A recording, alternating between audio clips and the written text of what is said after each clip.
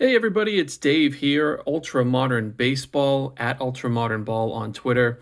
And today we're going to go over some recent dollar box finds. I went down to a card show on Sunday. I'm in Massachusetts, so the one near me is the Dedham Card Show. Even though I just recently moved, it's still the one that is closest to me. I've been going there for a little over a year.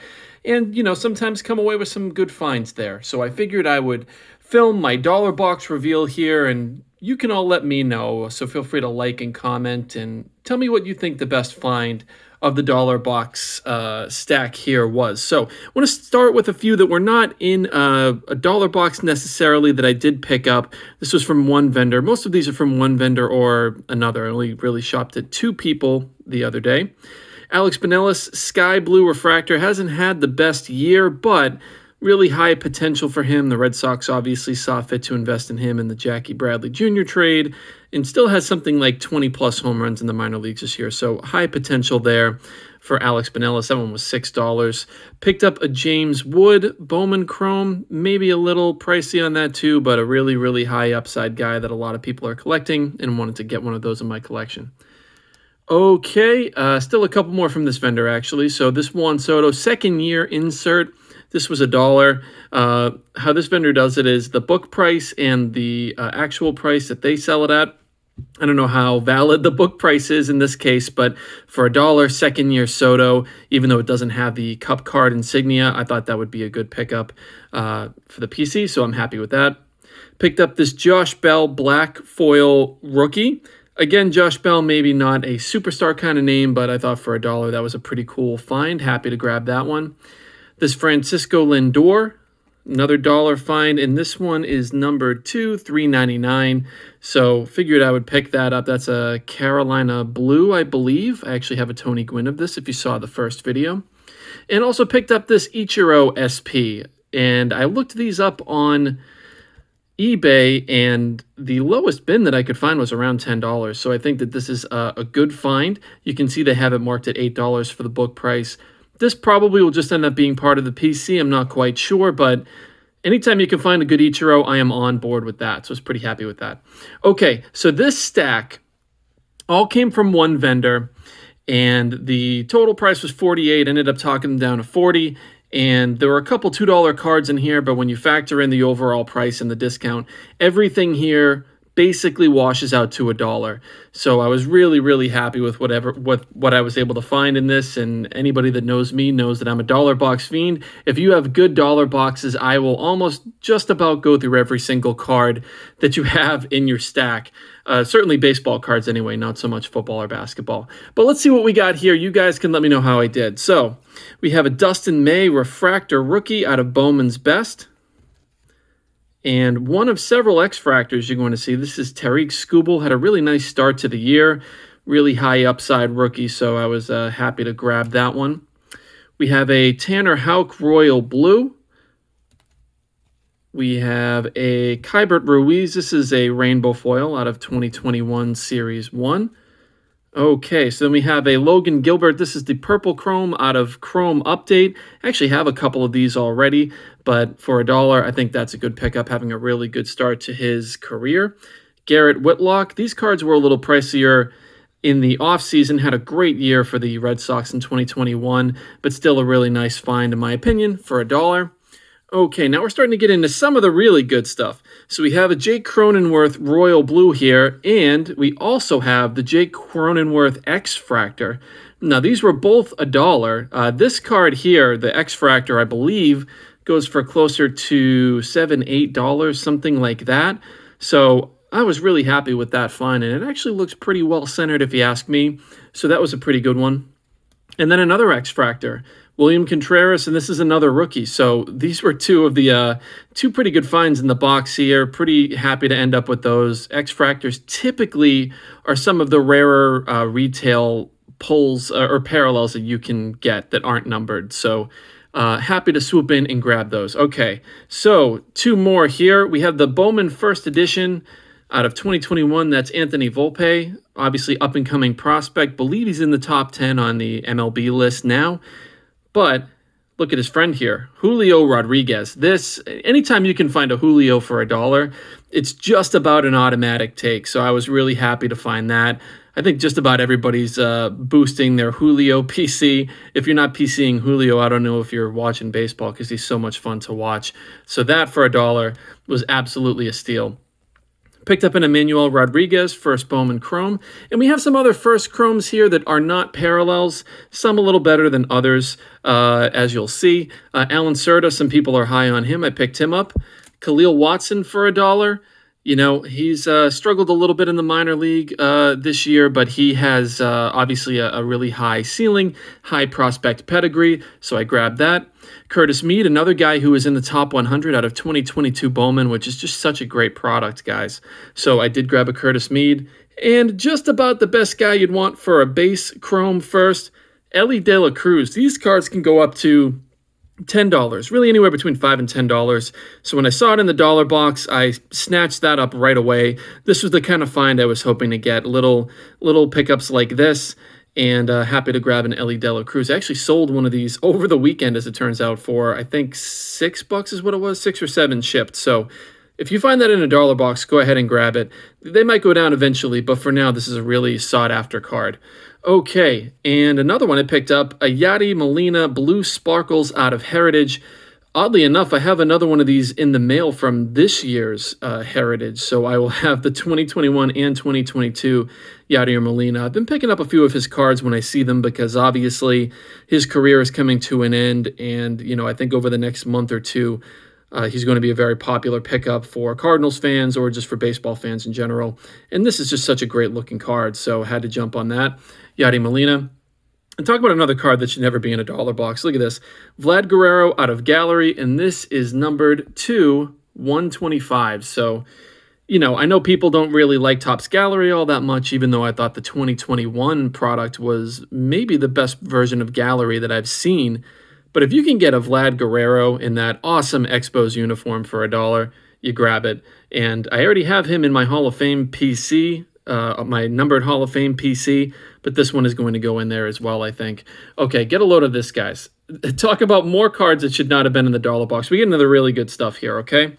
So this one here is a Dalton Varsho Rookie SP. Now, when I saw these, because this is not the only SP I found, I had to quickly go to the back and make sure it wasn't a complete set variation, but it wasn't, as you can see, Series 1. And the way you can tell it's an SP is by this little code down here at the bottom. I don't have the info in front of me, but 30 is the regular SP variation. There are also super short prints, so you always want to double check that.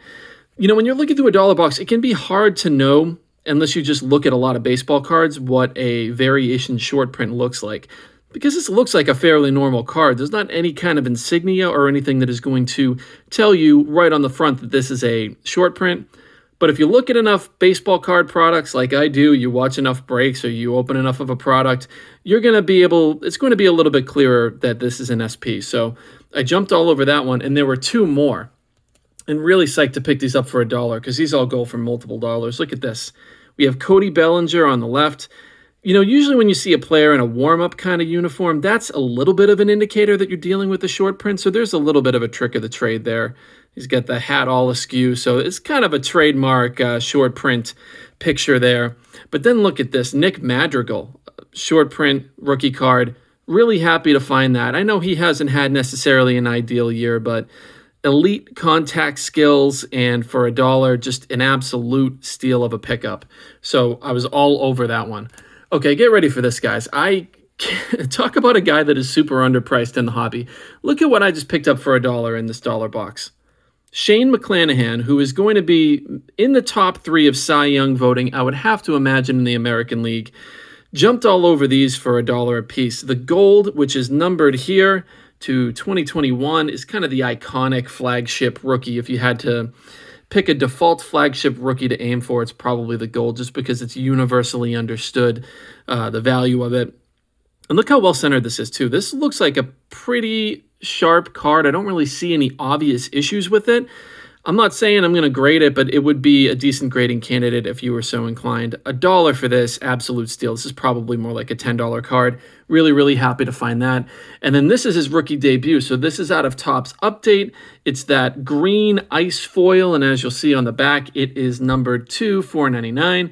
So the rookie debut, as you probably know, not quite as collectible as the flagship rookie. But you know what? If you can find it for $1 in a parallel of a really, really good player, then that is a great pickup. So jumped all over those two Shane McClanahans. He is just super underpriced in the hobby, guys. If you're looking for a little bit of advice, I guess, I wouldn't exactly take that to heart. I'm taking a guess here, and you generally want to go with what the hobby considers valuable and understood as valuable. So, maybe I'm buying into a player that is just never going to go up that much, but I think these two cards at the very least are absolute slam dunks. Probably around $10 a piece for those two cards. All right, now I saved these ones for last. These were all the $2 pile, and as I said at the beginning of the video, talking them down on the total price, these ended up being $1. Never mind the price tag that you see up in the corner. That's not quite accurate. So we have Misael Urbina, not a huge prospect. He, I think, has had a little bit of a down year, if I remember correctly. I did look up his stats before, but you know what? Speculating on a prospect with a green shimmer number to 99, a first Bowman, or sorry, not a first Bowman, just a prospect card, but still, you might as well go ahead and scoop that up. I thought that was pretty cool to find that for $1. So I picked that one up. And we have Carlos Colmenares. This is out of Bowman Chrome. Now, you can see this is out of one of the mega boxes. It's that Mojo Refractor. I mean, he was one of the top guys to find out of this product when it came out. So $1 for this, that's another pretty good find, guys. I'm not going to lie to you. The only issue here, as you probably picked up on, is that the centering is pretty brutal. It is really thin over here and really thick over here. This is a card that if it was more than $1 or $2, I don't think I would jump on it because of that centering. Do not grade a card if the centering is this bad, guys. You always want to take a look at the borders. But if it's $1, you can see they originally had it marked at 15, which is maybe a little high for that card, but $1 is an absolutely great deal for that.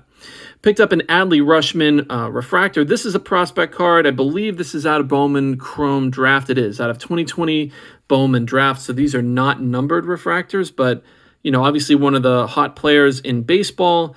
A lot of guys are collecting Adley Rushman, and rightfully so. He's going to be one of those faces of baseball potentially over the next few years. So jumped on that one for $1. Bobby Witt, this is an insert out of 2021 Bowman. This is a throwback to, 1991? Yeah, 1991 Bowman, as you can see in the corner with that 91B up here. So that's an insert card of a Bobby Witt for $1. Pretty good find there, I think. They had a Yu Darvish in with the $2 boxes, and this one is numbered to, it's pretty low numbered to 60. I believe that's a gold. It's either a gold or an orange, but either way, pretty low numbered Yu Darvish, so I figured I would grab that one. We have an Isan Diaz negative refractor, and this is a rookie, as you can see in the corner. Isan Diaz, not necessarily the biggest rookie out of 2020 Topps Chrome, but the negatives are really, really hard pulls. Really hard pulls. I know not everybody likes negatives. It's a little bit of, I don't know if it's an off-putting image, if you'd say that, but it's not exactly the most pleasing to the eye either. So, some people avoid negatives, but they are really, really tough to pull, and they're pretty rare. So I did jump on this Isan Diaz for $1. And the last one I'll show you today was the rainbow foil rookie debut of Jonathan India. Another guy that's just had a little bit of tough luck this year, but, he was one of the top guys people were looking for out of the 2021 Topps Update products. So snatched that up for $1. And, another one that seems pretty well centered overall, maybe slightly thin on the top. With this 2021 Topps product, you want to keep an eye on the centering because it's not even the borders. As you can see, it's thicker on this side and thinner on this side. It's not an even border. So it can be really, really tricky to assess that on the fly. But generally, the 2021 cards that I found were pretty well centered, and really for $1, you might as well jump on them. So I was pretty happy with that. So that was the total stack here. Really, really happy with how that turned out.